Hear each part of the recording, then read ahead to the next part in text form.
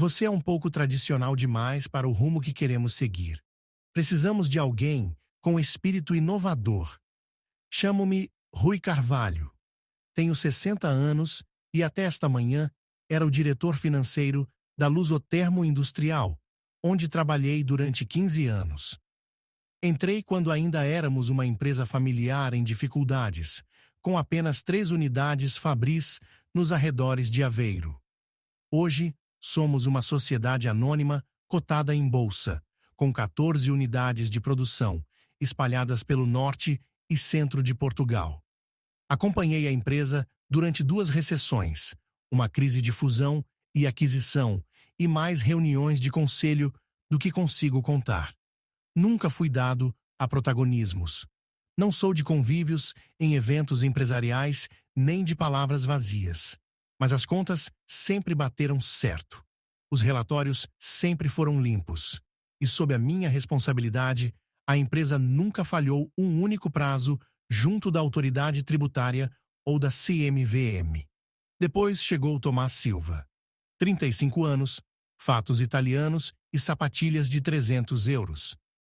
O Conselho de Administração nomeou-o CEO há 3 meses e, desde então, atravessou os corredores como um furacão a falar de sinergias, disrupção e de alinhar a visão estratégica. Percebi logo o que aí vinha quando ele marcou a nossa primeira reunião individual. O mercado mudou, Rui. Disse-me hoje, recostado na minha cadeira. Sim, na minha cadeira, com os pés pousados sobre a minha secretária. Precisamos de alguém que fale a linguagem das finanças digitais. Não respondi. Limitei-me a assentir e a apertar-lhe a mão com expressão contida. Vamos trazer o Vasco Monteiro. Tem 28 anos. É brilhante. Fez recentemente uma TEDx sobre inovação financeira que está a gerar bastante impacto online. Entendi, disse, mantendo a voz firme. Quando será a transição? Tomás sorriu, surpreendido com a minha calma. Dentro de 2 semanas. Vai ser anunciado na próxima reunião do conselho. Nessa tarde, enquanto a empresa estava reunida numa sessão geral sobre a nova direção estratégica, fui ao meu gabinete e juntei os meus pertences.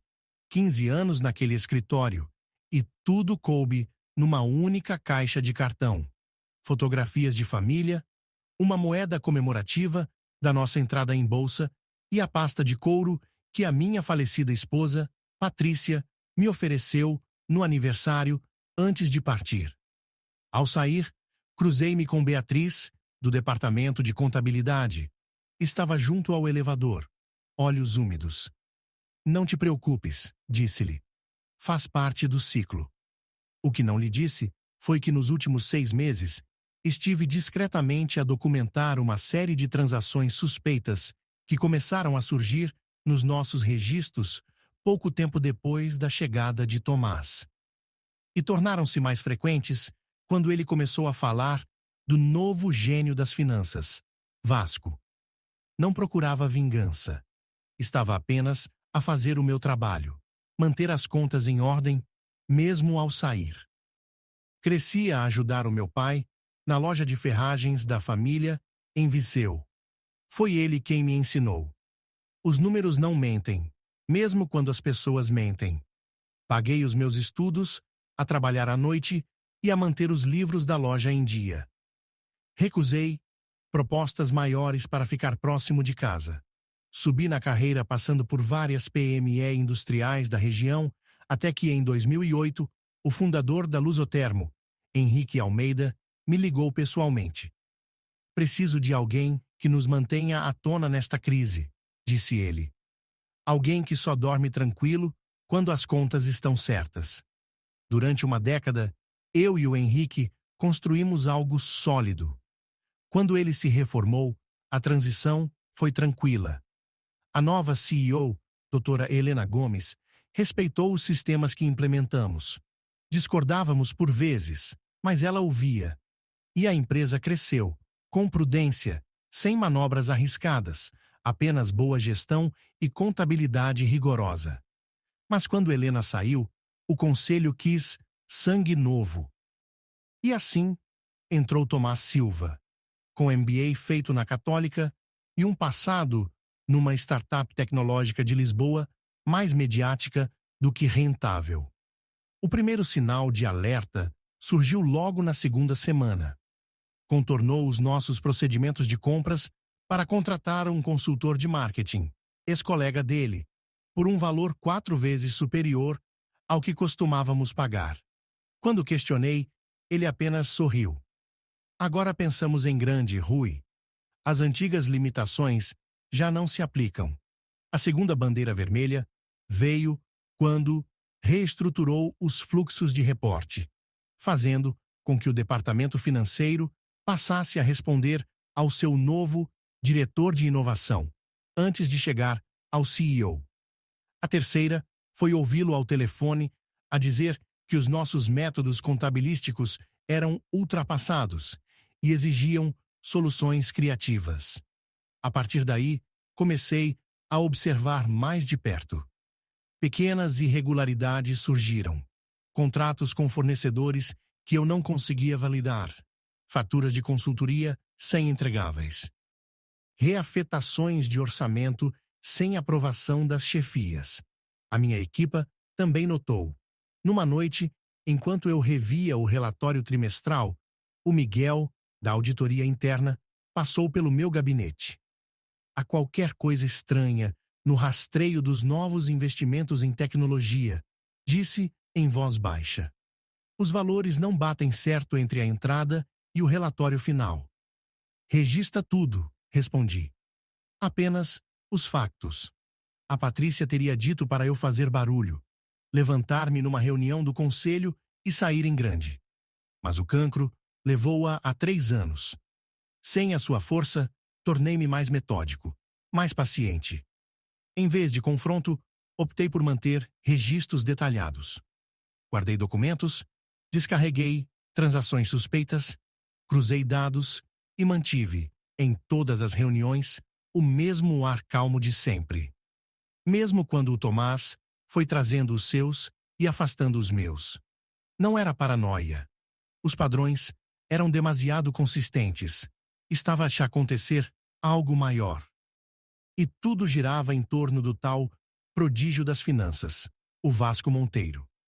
A minha última reunião do conselho durou exatamente 22 minutos. Não houve qualquer menção aos meus 15 anos de serviço. Nenhum agradecimento. Nenhuma placa, relógio ou simples gesto de reconhecimento. Apenas um ponto na ordem de trabalhos. Atualização sobre a transição do diretor financeiro. O Tomás falou de novas direções fiscais empolgantes, enquanto eu permanecia calado no fundo da sala. O presidente, Arthur Figueiredo, que já estava no conselho quando o Henrique me contratou, nem conseguiu encarar-me. Limitou-se a acenar, enquanto o Tomás elogiava como o Vasco iria revolucionar a forma como a Lusotermo alocava a capital. Tinha esperança de, pelo menos, ouvir uma palavra do Arthur. Um reconhecimento pelo que tínhamos construído juntos. Mas a reunião passou logo ao ponto seguinte. O novo edifício sede, que o Tomás queria construir no centro de Aveiro. Ao saírem, o Arthur parou junto à minha cadeira. Foi um ativo valioso, Rui, disse, batendo-me levemente no ombro. Boa sorte. Um ativo. Como um equipamento que já foi amortizado. Voltei ao gabinete, agora do Vasco, para ir buscar a minha caixa.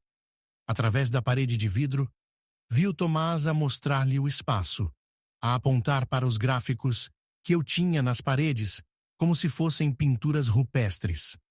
A Beatriz esperava à porta com um envelope na mão. O departamento juntou algum dinheiro, disse, para um jantar de despedida digno. Agradeci-lhe, sabendo que nunca o usaria. Antes que se afastasse, perguntei. Beatriz, lembras-te quando começaram a chegar as faturas da Vertex Consulting? Ela pensou um pouco. Fevereiro, acho eu.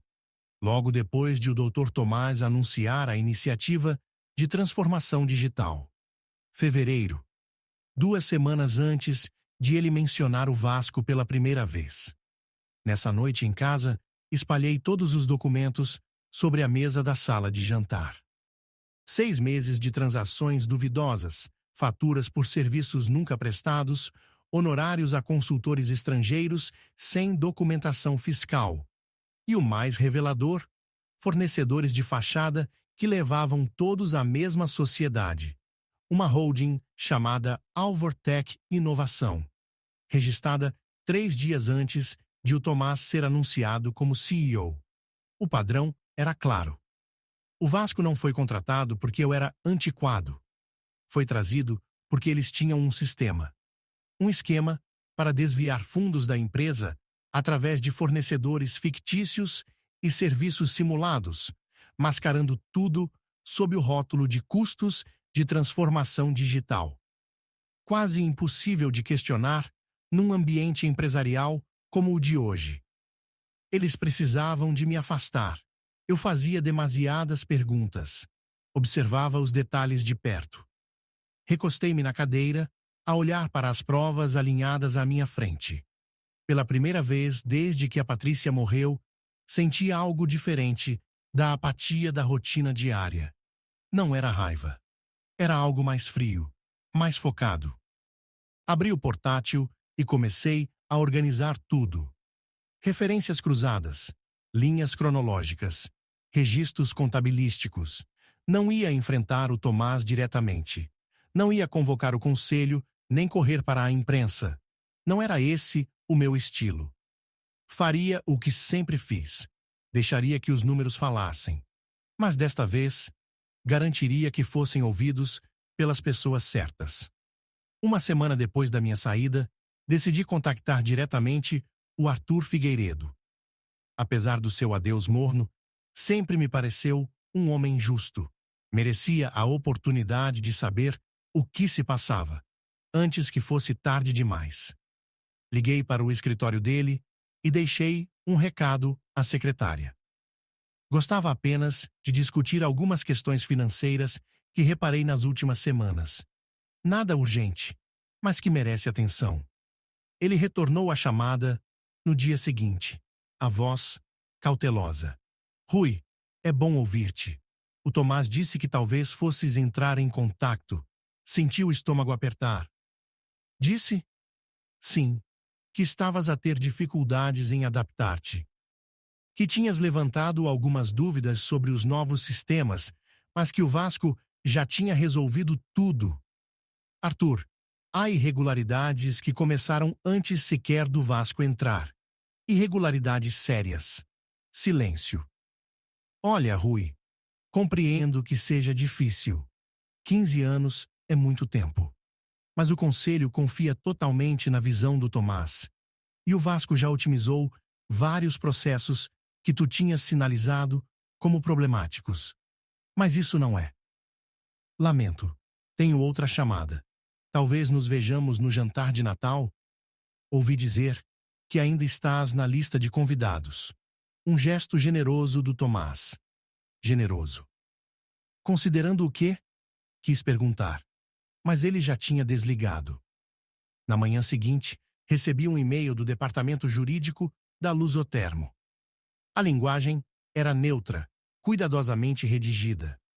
Mas a mensagem era clara. Qualquer acusação de má conduta financeira, sem provas concretas, poderia ser considerada difamatória. Lembraram-me, com amabilidade formal, do acordo de confidencialidade que assinei. Estavam a fechar fileiras. O Tomás, claramente, já tinha previsto que eu poderia identificar inconsistências. E preparou o terreno. Decidi tentar outro caminho. O Miguel, da auditoria interna, trabalhava comigo há 8 anos. Se alguém tivesse notado algo, era ele. Encontramo-nos num café discreto, longe do escritório. Estava visivelmente nervoso. Olhava constantemente por cima do ombro. Fui promovido, disse, antes que eu perguntasse qualquer coisa. Novo cargo, bom salário, agora reporto diretamente ao Vasco. Parabéns, respondi, num tom neutro. E como está a correr? Ele olhou para o café, tenso. Mudaram tudo. Software novo. Novos procedimentos. O Vasco diz que é mais eficiente. E é. Levantou os olhos. O rosto dizia tudo. Rui, não posso falar. Fizeram-me assinar mais NDAs. Estão a vigiar toda a gente que trabalhou contigo. Entendo. Estão a dizer coisas, Rui, sobre por que saíste. Que tipo de coisas? Ele baixou a voz. Que resististe às mudanças, que cometeste erros no último relatório trimestral e que o Vasco é que os detetou. Alguns até insinuam questões de ética. Agarrei a chávena com tanta força que quase a parti.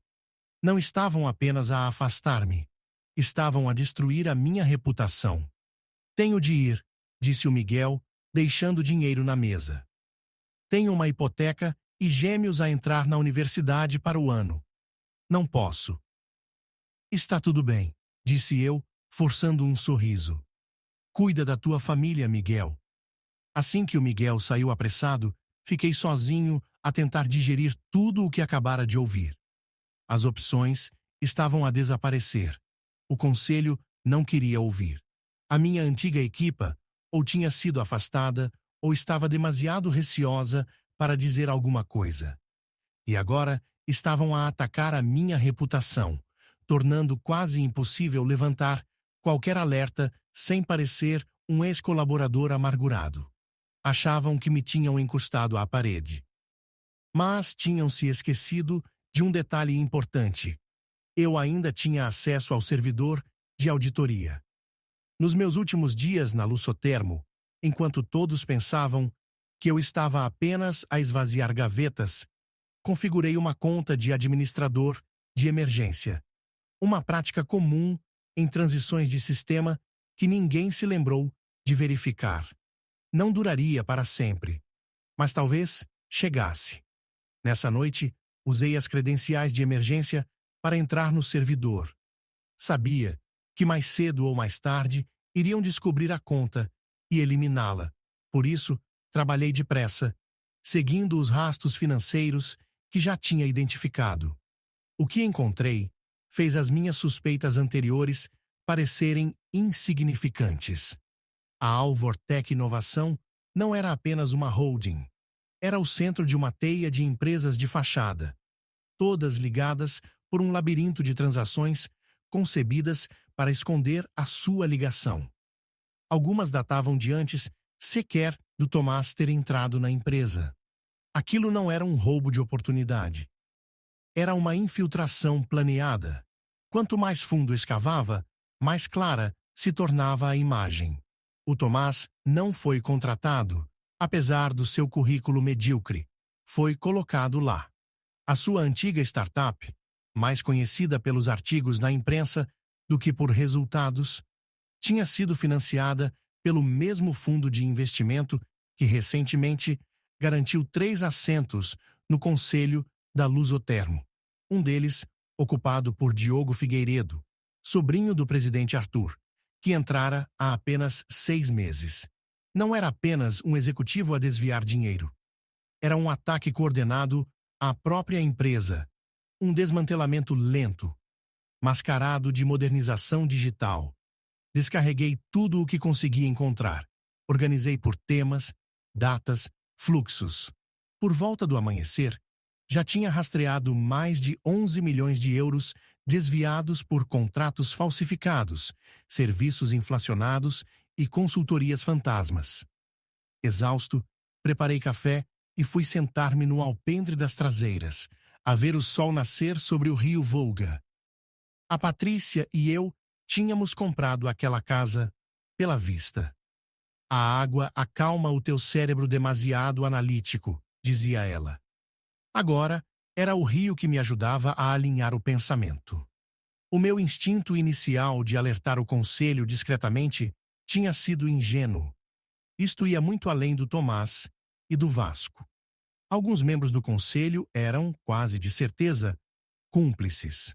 O que explicava por que razão tinham apressado a substituição da doutora Helena por alguém externo, mal ela se reformou.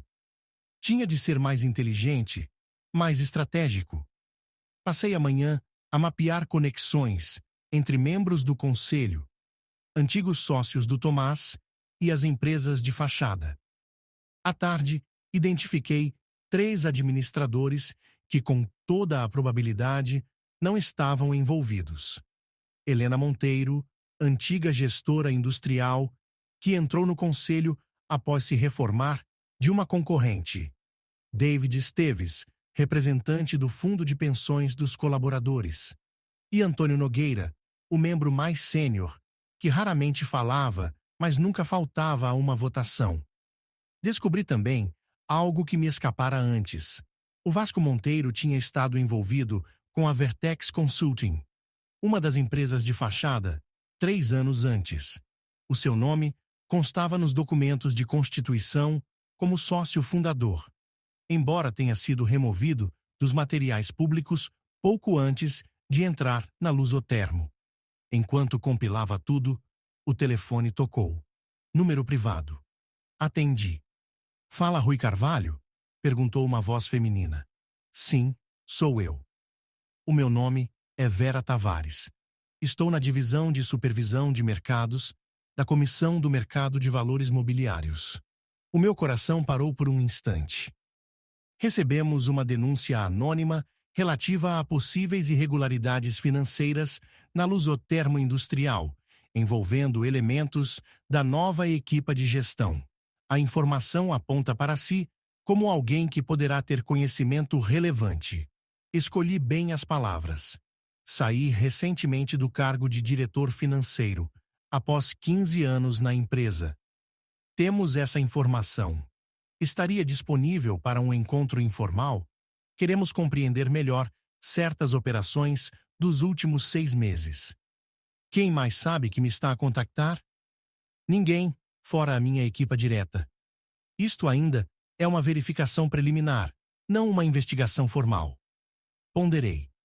Ir diretamente à CMVM tornaria tudo público num instante. As ações da Lusotermo cairiam. Milhares de trabalhadores, como a Beatriz ou o Miguel, poderiam ser afetados se a empresa colapsasse num escândalo. Mas alguém já os tinha alertado. O tempo estava a contar. "Vou precisar de algum tempo", respondi. "Tempo para quê, Sr. Carvalho?" "Para garantir que faço isto da forma certa. Dei-me 3 dias para pôr o plano em prática. Em primeiro lugar, garantir que as provas não poderiam ser apagadas. Fiz cópias de toda a documentação em múltiplos locais seguros e configurei sistemas de envio automático. Se não inserisse um código de verificação a cada 48 horas, o pacote completo seria enviado para a CMVM, para o Ministério Público e para 3 jornalistas econômicos em quem confio. Depois, redigi com cuidado os e-mails dirigidos aos 3 membros do conselho, em quem confiava: Helena, David e Antônio. Não acusei ninguém. Apresentei apenas padrões preocupantes que tinha detetado antes de sair e juntei provas suficientes para gerar dúvidas sérias sem os sobrecarregar. Programei os envios para dali a 2 dias. A parte mais delicada veio depois. Contactei a Beatriz e perguntei se podia tomar um café comigo. Ela aceitou de imediato. "Estão a desmontar o nosso departamento todo", disse-me em voz quase inaudível. "O Vasco fala em consolidação financeira, mas metade das pessoas recebeu aviso de reestruturação e a outra metade está a ser avaliada. Incluindo tu?" Ela assentiu, contendo as lágrimas. 22 anos na empresa. E de repente, dizem-me que a minha função é redundante. Deram-me 6 semanas para encontrar novo lugar internamente ou... Esperei que se recompusesse. "Beatriz, lembras-te do protocolo de auditoria que criamos depois da aquisição da Tecnomassa? Aquele com verificação paralela?" Ela franziu o sobrolho. E de repente, entendeu. O rastro duplicado automático. Aquele que guarda cópias de todas as transações acima de 50 mil euros num servidor seguro. Ainda está ativo? Pelo que sei, sim. Está embutido no sistema. Teriam de saber da sua existência para o desativarem. Assenti aliviado. Quem tem acesso a esses registros agora? Só a equipa sênior de auditoria. E suponho que o Vasco, por ser CFO. E o sistema de arquivo externo? Ainda está a enviar para a Iron Backup no primeiro dia útil de cada mês? Ela pensou. Sim, é automático. O backup de outubro deve ter sido enviado na semana passada. Perfeito. Mesmo que o Tomás e o Vasco descobrissem o que eu estava a fazer e tentassem manipular os dados, os registros originais já estariam guardados fora das instalações. Beatriz, vou pedir-te algo importante. E estás totalmente no teu direito de dizer que não. Deslizei um envelope selado para o outro lado da mesa. Lá dentro estava uma carta formal, descrevendo preocupações financeiras que, como gestora sênior de contabilidade, ela tinha a obrigação legal de comunicar à auditoria interna. O conteúdo baseava-se apenas em informação a que ela teria acesso legítimo. Se entregares isto, eles não podem retaliar sem ativar as proteções legais previstas para denunciantes. A mão dela tremia ao pegar no envelope. É por isso que me querem afastar? Porque posso reparar nestas coisas. Provavelmente. E se eu entregar? Cria-se um registro oficial que não pode ser ignorado. Isso obriga a auditoria interna a investigar exatamente as transações que documentei noutros lados. Ela endireitou as costas. Amanhã de manhã seria ideal. No caminho para casa, ainda fiz 2 paragens. Primeiro, num cartório notarial, onde assinei uma declaração sob juramento detalhando tudo o que descobri. Depois, no escritório do meu advogado, onde deixei instruções seladas, a abrir apenas se algo me acontecesse. Nessa noite, recebi uma mensagem do Miguel. Z está a fazer muitas perguntas sobre os velhos protocolos de auditoria. Está nervoso. Cuidado contigo. Eles estavam a perceber o erro. Tinham se concentrado tanto em afastar-me que se esqueceram do que eu podia já ter documentado.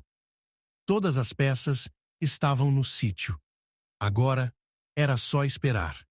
6 semanas após a minha saída, tudo explodiu.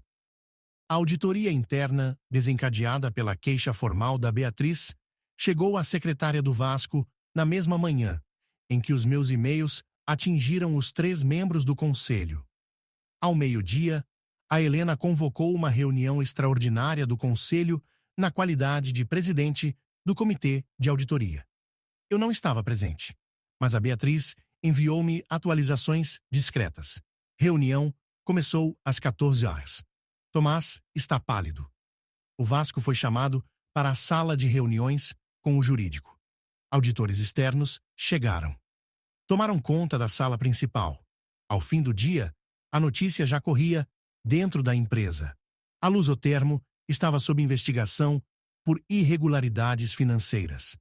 Todos os executivos que tinham entrado com o Tomás foram suspensos preventivamente, enquanto se aguardava a auditoria forense. Desliguei o telemóvel e fui dar uma longa caminhada à beira do rio, vendo as luzes de Aveiro refletirem-se na água à medida que a noite caía.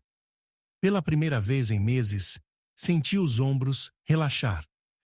Na manhã seguinte, tinha 3 chamadas não atendidas: Arthur Figueiredo, Tomás Silva e Diogo Figueiredo. Ignorei todas, mas atendi quando o Antônio Nogueira me ligou, o membro mais veterano do conselho. 15 anos de contas limpas, disse ele, a voz marcada pela idade. Sem escândalos, sem correções, sem incumprimentos. Devia ter me pronunciado quando te afastaram. Estás a fazê-lo agora, Antônio. É isso que importa. O conselho nomeou-me presidente interino enquanto resolvemos este caos. O Arthur e o Diogo demitiram-se, bem como outros 2. O Tomás e o Vasco foram despedidos com justa causa. Fiquei em silêncio. Queríamos que voltasses, Rui, só temporariamente, para apoiar a equipa forense e ajudar a estabilizar as coisas. Olhei pela janela.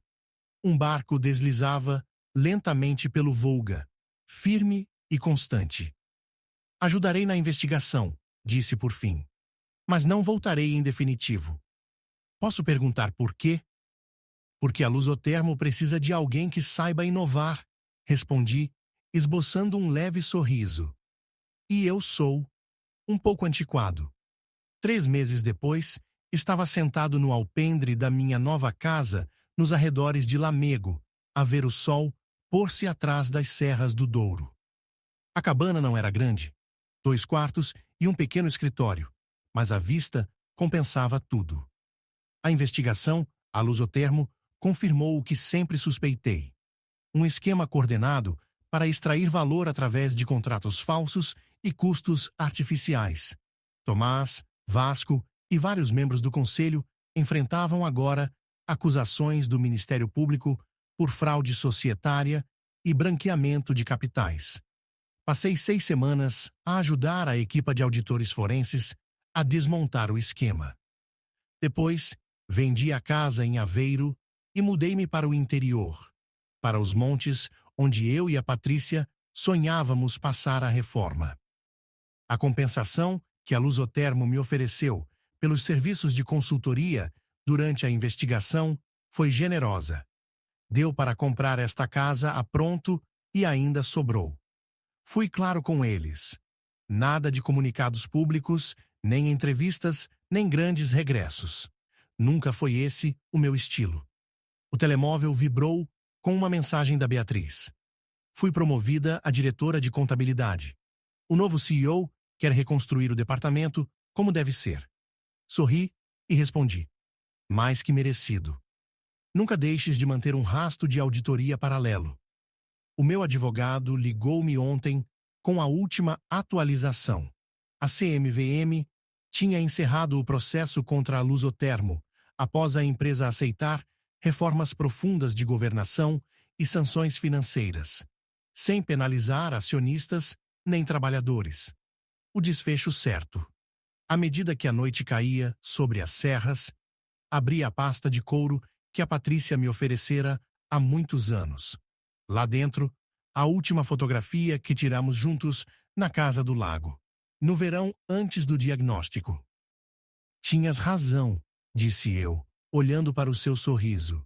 Devia ter tirado mais tempo para vistas como esta. Amanhã, iria à vila reunir-me com o diretor de uma associação local sem fins lucrativos. Precisavam de ajuda para pôr as contas em ordem.